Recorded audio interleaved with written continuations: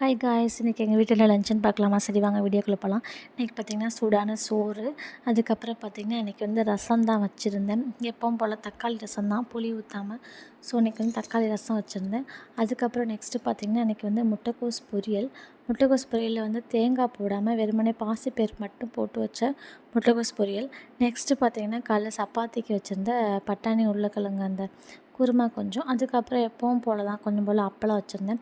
இன்றைக்கி கொஞ்சம் வீட்டில் வெளில போயிருந்தாங்க. ஸோ வெளில போயிருந்தனால கேஎஃப்சி போயிருந்தாங்க. ஸோ பக்கத்தில் வந்து எதுவும் வேணுமா அப்படின்னு கேட்டிருந்தாங்க. ஸோ கேஎஃப்சியில் வந்து சிக்கன் பாப்கார்ன் வந்து நல்லாயிருக்கும். ஸோ நான் சிக்கன் பாப்கார்ன் வாங்கிட்டு வர சொல்லியிருந்தேன். சிக்கன் பாப்கார்ன் வாங்கிட்டு வந்தாங்க.